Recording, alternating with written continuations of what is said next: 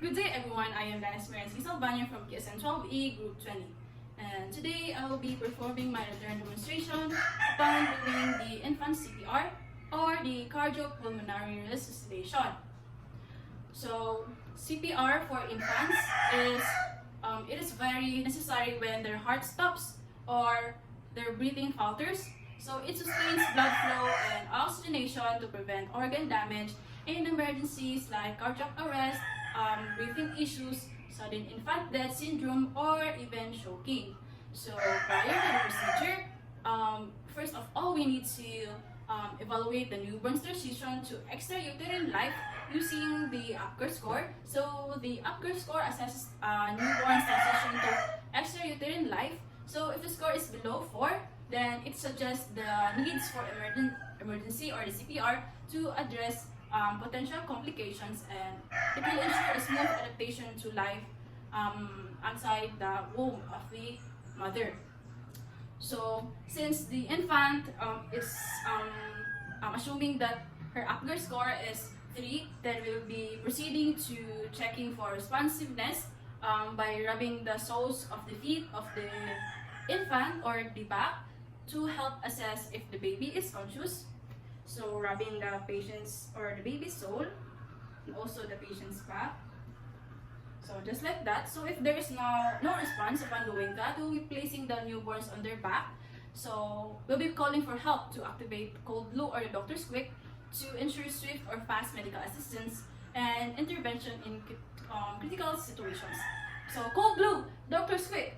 So I will be opening now the airway and suction the airways of the baby if necessary, since opening the airway and suctioning if needed ensure unobstructed or to prevent obstructed breathing and prevents potential respiratory issues in newborn during emergency situations. So now I'll be tilting the baby's head. Then I will be opening the airways and get the obstructions if there is. So now I'll be getting it. Okay, so next we'll be doing the positive pressure ventilation or the PPV using the pediatric bag valve mask or the BVM. So it is initiated if it is apneic and bradycardic. So I will be attaching the BVM to the oxygen cylinder with 100% of oxygen. So we'll be covering the entire mouth and nose with the BVM. So avoiding the eyes of the baby and ensuring not to push it so much, so the baby won't feel any risk upon doing that. So we'll be providing ventilation every 1 to 3 seconds for 40 to 60 breaths per minute. So we'll be looking for the chest rise with each bagging. So now I'll be starting it by 1, 2, 3, 1, 2, 3, 1, 2, 3. So I'll be doing that upon throughout the 40 to 60 beats per minute. So I will be having someone to attach the cardiac monitor and pulse oximeter. So since attaching this, it will allow for continuous monitoring of the newborn's heart rate, also for the newborn's oxygen saturation, providing critical information to guide and adjust the resuscitative or the resuscitative efforts during emergency situations in such like this. So now if the newborn's heart rate remains below 60 beats per minute after the 30 seconds of positive pressure ventilation or the PPV, we'll be gently doing the chest compressions that we will be doing.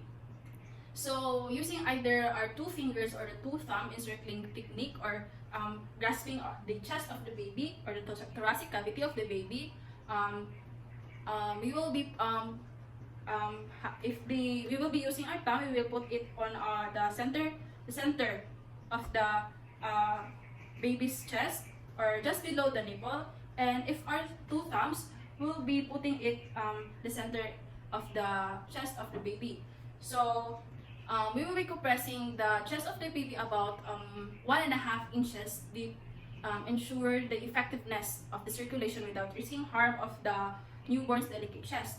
So following the 30 30/2 compression ventilation ratio.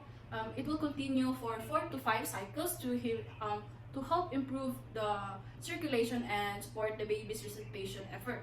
So I'll be doing the 30 compression. So 1, 2, 3, 4, 5, 6, 7, 8, 9, 10, 11, 12, 13, 14, 15, 16, 17, 18, 19, 20, 21, 22, 23, 24, 25, 26, 27, 28, 29, 30.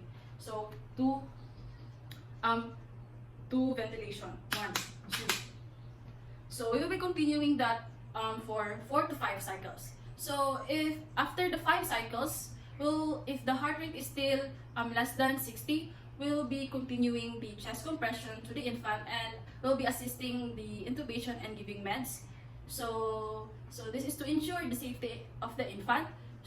But if the heart rate is more than 100, since the baby's normal heartbeat is 100 to 120 beats per minute, we'll be proceed to the next step. So we will do the post resuscitative care. So post resuscitative care involves ongoing monitoring and support for newborns after successful doing the resuscitation. So this includes maintaining a warm and stable environment for the infant, monitoring his or her vital signs, addressing any ongoing medical needs, and also to ensure a smooth transition to routine care.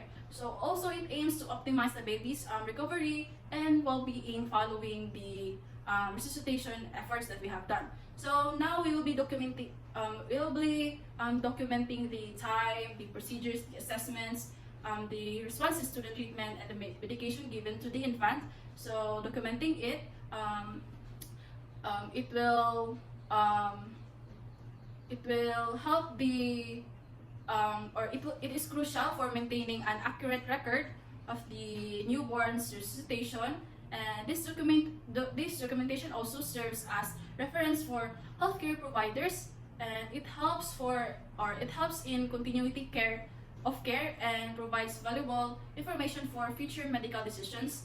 Also, it ensures a comprehensive overview of the comprehensive or the resuscitative efforts by aiding in communication among healthcare teams, and also contributing to quality improvement initiatives.